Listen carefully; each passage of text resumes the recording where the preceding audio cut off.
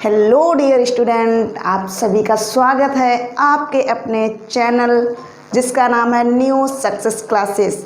और मैं आपका बहुत बहुत स्वागत करती हूँ कि आप हमारे साथ जुड़े हुए हैं और आप हमारे वीडियो को पसंद कर रहे हैं और काफ़ी देख रहे हैं। सो आप ऐसे ही हमारे वीडियो को देखते रहिए और इंग्लिश को बहुत अच्छे तरीके से सीखते रहिए। सो स्टूडेंट, आप को एक बार फिर बता दूं कि हमारी जो एक न्यू सीरीज स्टार्ट हुई है वो आपकी है टेंस। ठीक है, टेंस के बारे में आप सीख रहे हैं। सो स्टूडेंट, चलिए हम अपना वीडियो स्टार्ट करते हैं। तो सबसे पहले प्रेजेंट इंडेफिनिट का इंटरोगेटिव सेंटेंस का रूल आप सीख रहे हैं। तो यहाँ पे हमने कुछ आपको पॉइंट दिए हैं, तो आइए सबसे पहले उसे सीखते हैं, फिर उसके बाद हम अपने रूल को भी सीखेंगे। सो स्टूडेंट, फर्स्ट स्टेप यानी कि हमने इन्हें कुछ स्टेप में डिवाइड किया हुआ है। तो फर्स्ट स्टेप में आपका क्या है, सबसे पहला पॉइंट है इंटेरोगेटिव सेंटेंस दो प्रकार के होते हैं। वैसे तो आप पढ़ चुके होंगे और काफ़ी सीखा होगा आपने, लेकिन आज जो आप क्लास देख रहे हैं वो आपकी काफ़ी इंटरेस्टिंग एंड इजी होने वाली है। ठीक है, और आपका जो सेकंड पॉइंट है आपका बेस सेंटेंस जो इंट्रोवर्ड क्या से शुरू होते हैं। यानी कि जो इंट्रोगेटिव सेंटेंस होते हैं वो दो प्रकार के होते हैं। ठीक है, और फर्स्ट जो होते हैं आपके सेंटेंस वो इंट्रोवर्ड यानी इंट्रोवर्ड क्या से शुरू होते हैं, और वो भी किसमें, हिंदी सेंटेंस में। ठीक है, आपका अगला पॉइंट है ऐसे सेंटेंस कंडीशन फर्स्ट में आते हैं। यानी कि जो आपका क्या इंट्रोवर्ड है यानी कि जो क्या से शुरू होते हैं, ऐसे सेंटेंस को हम फर्स्ट कंडीशन में रखते हैं। ठीक है, और अगला पॉइंट है ऐसे सेंटेंस का आंसर एस या नो में दिया जाता है। कहने का अर्थ है जो आपके इंट्रोगेटिव सेंटेंस हैं जो क्या से स्टार्ट होते हैं, तो उनका जो आंसर है वो आप इजीली एस या नो में दे सकते हैं, नो प्रॉब्लम। ठीक है, जैसे क्या तुम खेलते, तो सीधी सी बात है आप बोल सकते हैं एस। ठीक, और इसका जो यहाँ पे आपको कुछ स्पेशल दिख रहा होगा मेन पॉइंट आपको इंट्रोगेटिव जो सेंटेंस होते हैं वो किस तरह से पहचानते हैं, वो सबसे पहले यहाँ पे बात करनी थी, थोड़ा लेट हो गई, आई एम सॉरी। तो मेन पॉइंट यानी कि जो आपका यहाँ पे इंट्रोगेटिव सेंटेंस के लास्ट में क्वेश्चन मार्क यानी कि इस तरह का सिंबल दिया होता है। एक यही मेन सिंबल है जो आपको आइडेंटिफाई कराता है कि ये सेंटेंस इंटेरोगेटिव का है। ठीक, तो इसलिए यहाँ पे आपको मेन पॉइंट दिया गया हुआ है। ठीक, आपका अगला है इंग्लिश में ट्रांसलेट करते समय ये हमेशा हेल्पिंग वर्ब से शुरू होते हैं। अब ये जो पॉइंट है यानी कि जो आपका क्या वर्ड से सेंटेंस स्टार्ट होता है, तो इंग्लिश में जब इसे बनाते हैं तो ये हमेशा हेल्पिंग वर्ब से स्टार्ट होता है। ठीक है, एंड इसके एग्जाम्पल देखते हैं। यहाँ पे एग्जाम्पल देखते हैं तो और अच्छे से आपको समझ में आएगा। जैसे हमने यहाँ पे दिया है क्या वह खेलता है, तो आपका जो फर्स्ट कंडीशन है यानी किससे स्टार्ट होता है, क्या से स्टार्ट होता है। ठीक है, तो यहाँ पे आपको दिया गया हो, तो ये सेंटेंस किससे शुरू हुआ है, क्या से। ठीक है, और जब इसे इंग्लिश में ट्रांसलेट करते हैं तो आपको पॉइंट दिया है ये हमेशा हेल्पिंग वर्ब से स्टार्ट होते हैं। तो आपको यहाँ पे हेल्पिंग वर्ब मिली है, जो आपको पता है प्रेजेंट इंडेफिनिट टेंस की helping verb do oblique does होता है। ठीक है, तो does he play. Okay, and next देखते हैं क्या तुम खेलते हो, तो इसकी भी किससे स्टार्टिंग हुई है, क्या वर्ड से स्टार्ट हुआ है। तो इसकी जो इंग्लिश सेंटेंस है वो कैसे बनेगा, डू यू प्ले। ठीक है, और इसका जो आंसर है आप इजीली दे सकते हैं एस या फिर नो, सॉरी एस या नो में। ठीक है, एंड अब हम बात करते हैं अपने सेकंड स्टेप की। सेकंड स्टेप में क्या होता है, आई होप आपको फर्स्ट स्टेप समझ में आई होगी। अब हम सेकंड स्टेप के बारे में बात करते हैं। सबसे पहला पॉइंट है बी सेंटेंस जिनमें इंट्रोवर्ड बीच में दिए होते हैं। इंट्रोवर्ड क्या होते हैं वो आपको इस वीडियो में आगे मिलेगा, आप लास्ट तक देखते रहिए। एंड इसमें क्या था कि आपका कैसे शुरू हो रहा था, फर्स्ट स्टेप। सो स्टूडेंट आप बहुत ही ज़्यादा ध्यान से समझना, क्योंकि अगर आपने इस वीडियो से इंट्रोगेटिव सेंटेंस को समझा तो आई होप कि आपको नेक्स्ट वीडियो में कोई भी प्रॉब्लम नहीं होगी, ठीक है।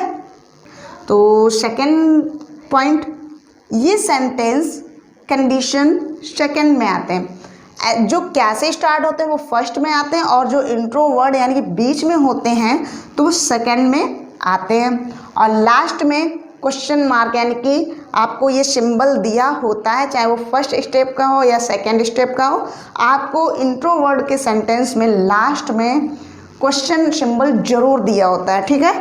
एंड थर्ड आपका है इंग्लिश में ट्रांसलेट करते समय। ऐसे जो सेंटेंस होते हैं उन्हें इंग्लिश में ट्रांसलेट करते समय इंट्रो वर्ड से स्टार्टिंग होती है, या फिर इंट्रो वर्ड को सबसे पहले लिखते हैं, ठीक है। अगला पॉइंट हमारा है WH family, intro word, question word. यानी कि ये जो मेन पॉइंट है ये हम आपको बता दें। जैसे जो आपके इंट्रोगेटिव जो सेंटेंस होते हैं उसमें कुछ ऐसे वर्ड होते हैं जिन्हें देखकर ही पता चल जाता है या सुनकर ही पता चल जाता है कि आपसे क्वेश्चन हो रहा है। सो स्टूडेंट जो हम इंट्रो वर्ड के बारे में बात कर रहे थे तो वो आपके होते हैं WH family, intro word, question word. अच्छा, ये जो होते हैं ये आपके टोटल 9 होते हैं। आपके WH फैमिली जो होती है यानी कि उसमें जो मेंबर होते हैं वो 9 होते हैं। वो कौन कौन से होते हैं वो आइए हम आगे देखते हैं।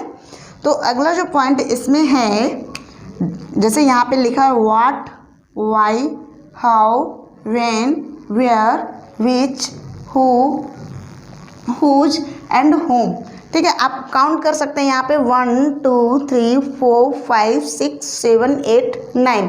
तो यही 9 आपके कौन होते हैं, यानी कि WH फैमिली। अच्छा, WH फैमिली इसे क्यों कहते हैं ये भी हम बात करते हैं। आपको सिर्फ एक वर्ड यहाँ पे स्पेशल है, इसे थोड़ा मैं बॉक्स में बंद कर रही हूँ, ठीक है। WH इसे क्यों बोलते हैं, तो आपको यहाँ पे जो इंट्रो वर्ड हैं उनमें पहले अक्षर आपको दिख रहे होंगे WH, WH, WH, WH, and इसमें भी है और इसमें भी। तो WH यानी कि इंट्रो वर्ड को पहचानने के लिए इसे WH पहले वाले अक्षरों को लेके इसे WH फैमिली कहा गया है। और इसे इंट्रो वर्ड क्यों कहा गया है, इंट्रो वर्ड यानी कि ये जो सारे वर्ड होते हैं वो इंट्रोगेटिव सेंटेंस में ही यूज होते हैं। इसके अलावा ये आपको किसी भी सेंटेंस में यूज नहीं दिखेंगे, ठीक है।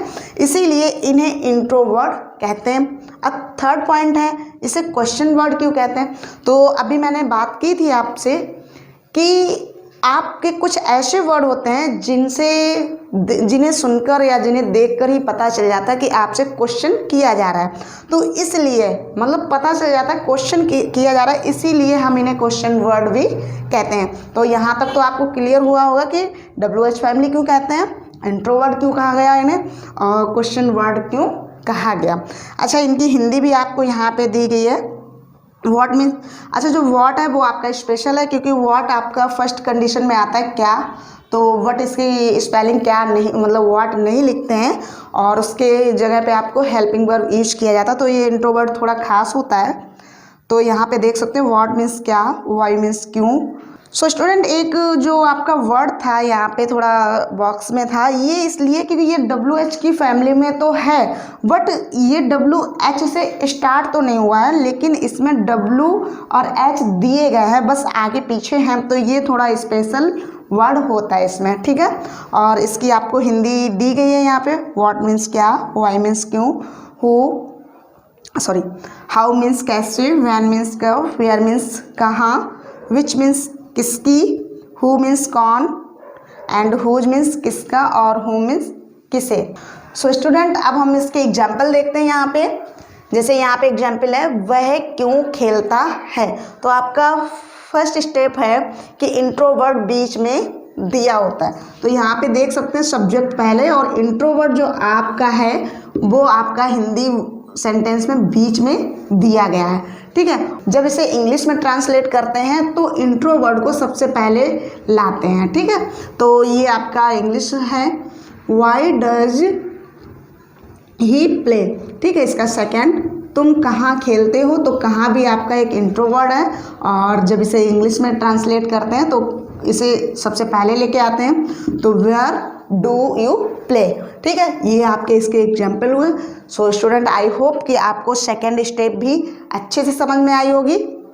अब बात करते हैं हम थर्ड स्टेप की, जो आपको यहाँ पे दिया गया है, निगेटिव इंटरोगेटिव सेंटेंस, ठीक है। तो थर्ड स्टेप में क्या होता है, आइए बात करते हैं।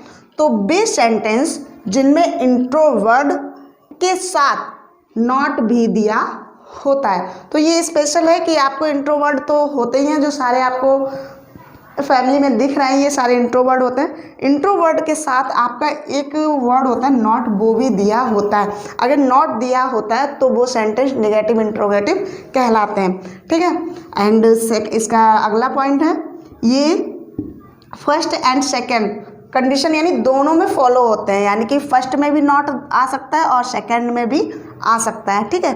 और थर्ड है आपका इंग्लिश में ट्रांसलेट करते समय, इसमें थोड़ा मेन पॉइंट है तो थोड़ा ध्यान देना आप लोग।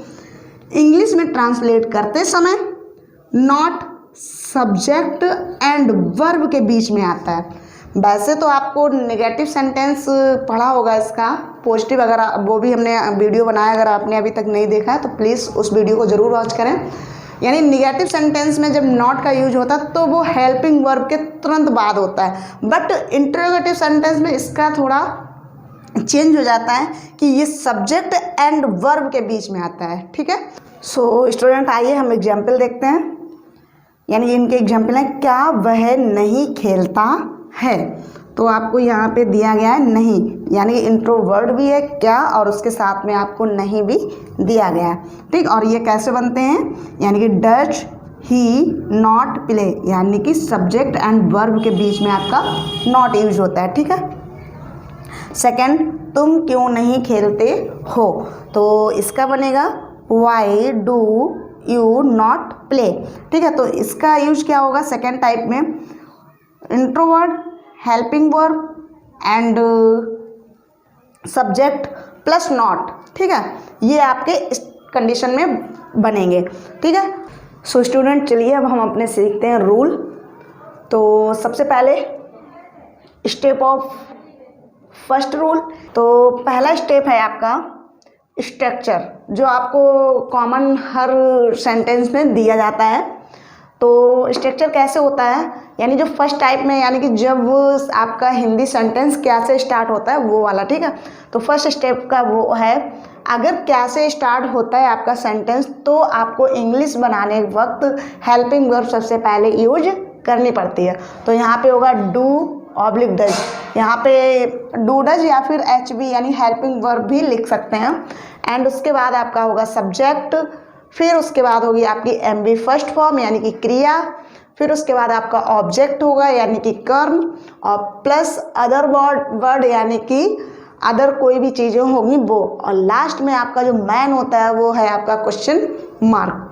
अगर आपको इस तरह से नहीं समझ में आ रहा है तो आपको यहाँ पे हमने चार्ट भी दिया है, तो चार्ट में देख सकते हैं और समझ सकते हैं कि सबसे पहले आपकी हेल्पिंग वर्ब होगी, लेकिन कब, जब आपका सेंटेंस क्या से शुरू हो, ठीक है ना, यहाँ पे लिखा हो। अगर क्या से शुरू हो तो सबसे पहले हेल्पिंग वर्ब, उसके बाद आपका सब्जेक्ट, फिर मैन वर्ब, फिर ऑब्जेक्ट एंड अदर वर्ड होगा या फिर क्वेश्चन सिंबल होगा, ये लास्ट में आपका। तो सबसे पहले डू, यानी कि डू का यूज हम नेगेटिव में भी बता चुके थे, और फिर आपको बता रहे हैं डू का यूज यानी कि प्लूरल के साथ होता है, ठीक है ना।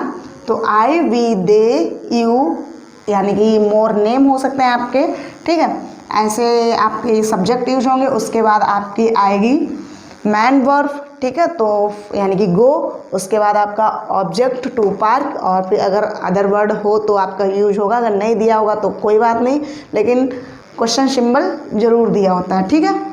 एंड नेक्स्ट डज, यानी डज का भी यूज आपके सिंगुलर सब्जेक्ट के साथ यूज होता है, तो ही सी इट एनी नेम, फिर उसके बाद एम बी यानी कि गो, और फिर ऑब्जेक्ट यानी टू पार्क, और फिर क्वेश्चन सिंबल।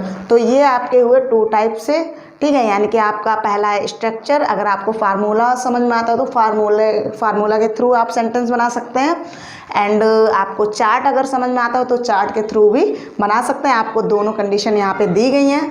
और आइए अब हम देखते हैं एग्जाम्पल। तो यहाँ पे क्या वह सदा सत्य बोलता है, तो आप यहाँ पे देख रहे हैं आपका जो सेंटेंस स्टार्ट हुआ है वो किससे स्टार्ट हुआ है, क्या से स्टार्ट हुआ है। अगर क्या से स्टार्ट होता है तो हेल्पिंग वर्ब सबसे पहले लाते हैं, यानी कि सब्जेक्ट के अकॉर्डिंग। तो यहाँ पे सब्जेक्ट आपका सिंगुलर है, तो यहाँ पे आपका डज आएगा। तो यहाँ देख सकते हैं does he always speak the truth, और लास्ट में आपका क्वेश्चन सिंबल है। नेक्स्ट, क्या सूरज पूर्व में उगता है, तो इसका भी सबसे पहले सब्जेक्ट के अकॉर्डिंग हेल्पिंग वर्ब आएगी। तो सूरज सिंगुलर है, तो यहाँ पे does sun rise in the east, ठीक है। नेक्स्ट है क्या तुम रोते हो, तो तुम आपका प्लूरल सब्जेक्ट है, उसके अनुसार आपकी डू आएगी। तो सॉरी, उसके अनुसार आपकी हेल्पिंग वर्ड डू आएगा। तो डू यू बीप, ठीक है। क्या वे हर वर्ष शिमला जाते हैं, तो बे आपका प्लूरल में जाएगा। तो do they go to Shimla every year.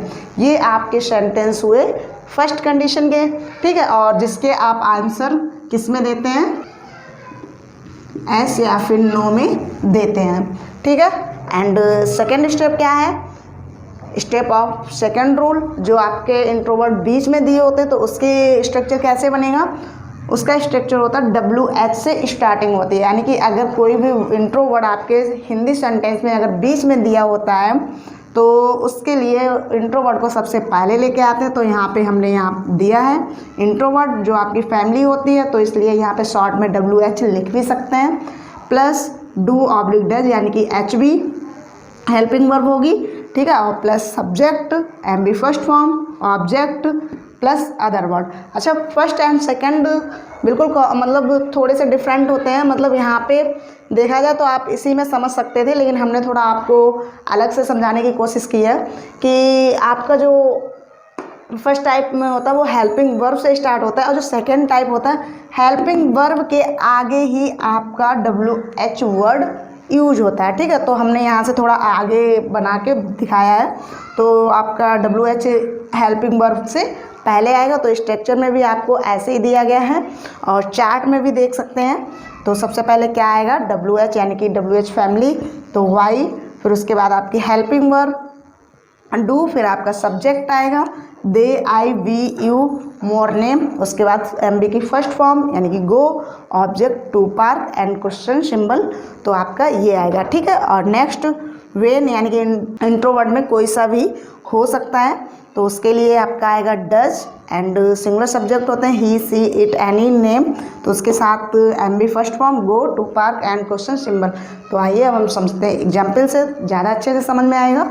तो वह क्या सदा सत्य बोलता है, तो आपको पहले क्या आपके सेंटेंस के स्टार्टिंग में दिया गया था, और अब आपका जो क्या है वो सेंटेंस के बीच में दिया गया है। अगर जब सेंटेंस के बीच में दिया होता है तो बनाने का तरीका होता है उसे सबसे पहले लिखते हैं, ठीक है। ये बहुत ही ज़्यादा ध्यान रखना है, बहुत इम्पोर्टेंट पॉइंट है ये, कि जब आपका क्वेश्चन वर्ड आपको बीच में दिया हो तो सबसे पहले उसे लिखते हैं। तो व्हाट, फिर उसके बाद आपकी हेल्पिंग वर्ब यूज होती है, तो does he always speak the truth. Next है लड़के मैदान में कब खेलते हैं, तो ये भी आपका इंट्रोवर्ड है जो बीच में दिया गया, और आपको पता भी चल रहा है कि ये क्वेश्चन किया जा रहा है, ठीक है। तो कब को भी वही कंडीशन में लाएंगे, यानी फर्स्ट लेके आएंगे।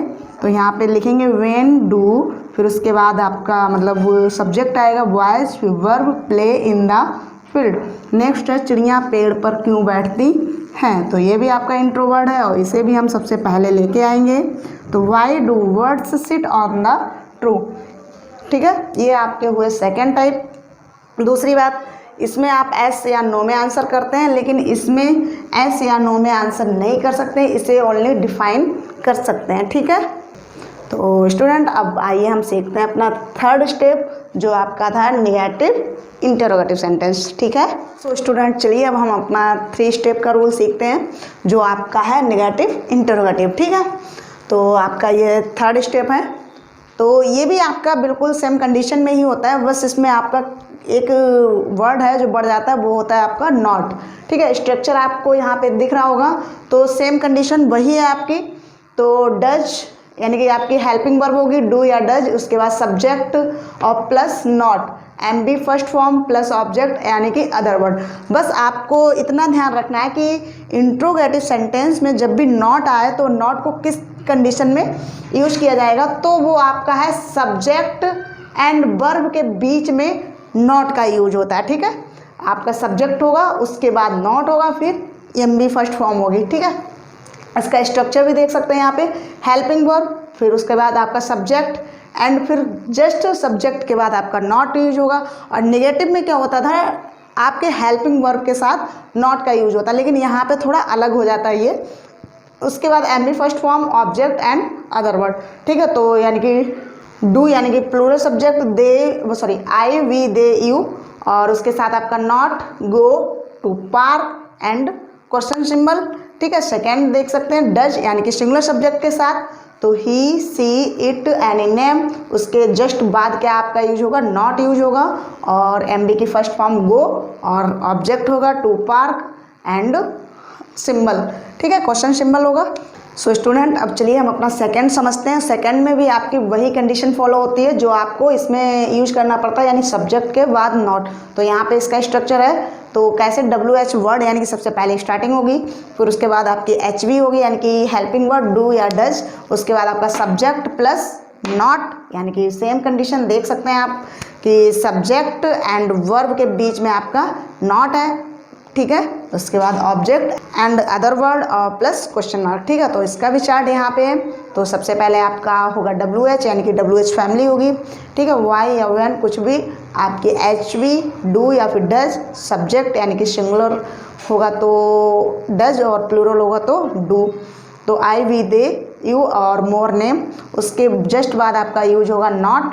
ठीक है, और उसके बाद M B first form go और to park and question symbol. ठीक है, और नेक्स्ट देख सकते हैं व्हेन यानी कि आपका सिंगुलर सब्जेक्ट तो डज, तो ही सी इट एनी नेम, और उसके तुरंत जस्ट नॉट यूज होगा, फिर गो टू पार्क। ठीक है ना। तो आइए स्टूडेंट, अब हम अपने एग्जाम्पल पे भी ध्यान देते हैं। तो सबसे पहले जो इसकी कंडीशन के हैं, तो क्या वह सदा सत्य नहीं बोलता है। अच्छा, जो आपका नहीं यूज होता है वो बिल्कुल आपके वर्ब के साथ में ही यूज होता है। ठीक है, तो does he not always speak the truth. ठीक है, नेक्स्ट देख सकते हैं क्या सूरज पूर्व में नहीं उगता है। तो सबसे पहले आपकी हेल्पिंग वर्ब, उसके बाद सब्जेक्ट आएगा इसके अकॉर्डिंग, तो sun not rise in the east, यानी कि देख सकते हो सब्जेक्ट एंड वर्ब के बीच में आपका नॉट यूज हुआ है। तो सेकंड देख सकते हैं यहाँ पे, क्या तुम नहीं रोते हो, तो प्लूरल सब्जेक्ट है तो डू यू, उसके जस्ट बाद आपका नॉट यूज होगा एंड बीप। ठीक है, डू यू नॉट बीप।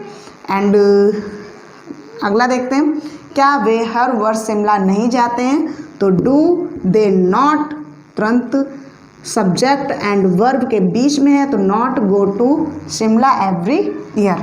ठीक है, सेकेंड वाले रूल को देखते हैं।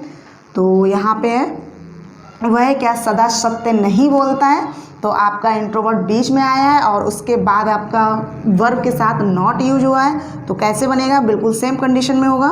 व्हाट डज ही, यानी कि सबसे पहले इंट्रोवर्ट, ठीक है, फिर उसके बाद हेल्पिंग वर्ब, फिर आपका सब्जेक्ट आएगा, सब्जेक्ट के बाद यानी कि तुरंत जस्ट आपका नॉट यूज होगा, उसके बाद एम बी फर्स्ट फॉर्म। ठीक, always speak the truth. Next देखते हैं, लड़के मैदान में कब नहीं खेलते हैं, क्वेश्चन यानी कि निगेटिव में हो रहा है। तो यहाँ पे बनेगा व्हेन डू बॉयज नॉट, तुरंत सब्जेक्ट के बाद प्ले इन द फील्ड। तो नेक्स्ट है, चिड़ियाँ पेड़ पर क्या नहीं बैठती हैं। ठीक है, तो ये क्वेश्चन यानी कि तुरंत वर्ब से पहले नहीं आया और उसके बाद इसका इंग्लिश में बनेगा why do words not sit on the tree. ठीक, ओके स्टूडेंट, ये आपकी हुई है 3 स्टेप, यानी कि आज का जो हमारा कंसेप्ट था interrogative and negative interrogative sentence, तो आज का ये कंप्लीट हुआ। आई होप आपको ये वीडियो ज़रूर पसंद आएगा। सबसे पहले अब हमारा जो प्रेजेंट इंडेफिनिट का कंसेप्ट चल रहा था तो वो आज हमारा कंप्लीट हो गया है। यानी कि इसमें 3 रूल होते हैं। तो चलिए हम फटाफट थोड़ा रिवीजन कर लेते हैं। तो सबसे पहले पॉजिटिव सेंटेंस में क्या होता था, आपका S/ES का यूज होता था, ठीक है। निगेटिव सेंटेंस में आपको 2 न्यू वर्ड मिले थे, यानी कि do/does। इसमें निगेटिव सेंटेंस में आपको S/ES की प्रॉब्लम नहीं होती है, तो उसमें आपको do/does मिला था और उसके बाद आपको तुरंत निगेटिव सेंटेंस में नॉट लगाना पड़ता था, जैसे आई डू नॉट प्ले, ठीक है। और आपका जो थर्ड रूल है वो है आपका इंटरोगेटिव सेंटेंस। तो उसमें आपको आज क्लियर हुआ, यानी कि इंट्रोवर्ट 2 टाइप से होते हैं, एक क्या से शुरू होने वाले और एक इंट्रोवर्ट बीच में आते हैं। आज का हमारा एक चैप्टर बिल्कुल कंप्लीट हुआ और अगले हम नेक्स्ट वीडियो में आपको पास्ट इंडेफिनिट के बारे में बताएंगे। सो प्लीज़ आप हमारे साथ बने रहिए। सो स्टूडेंट, अगर आप हमारे चैनल पर न्यू हैं तो प्लीज़ आप हमारे चैनल को सब्सक्राइब कर लीजिए और साथ में बेल आइकन को जरूर प्रेस करिए, जिससे कि आपकी जो टेंस की सीरीज़ है उसके एक भी वीडियो मिस ना हो। अगर आपको हमारे वीडियो में कोई भी पॉइंट अच्छा लगता है तो प्लीज़ उस पॉइंट को लेके कमेंट ज़रूर करें। सो स्टूडेंट, आप तब तक अपना ध्यान रखिए। So thank you.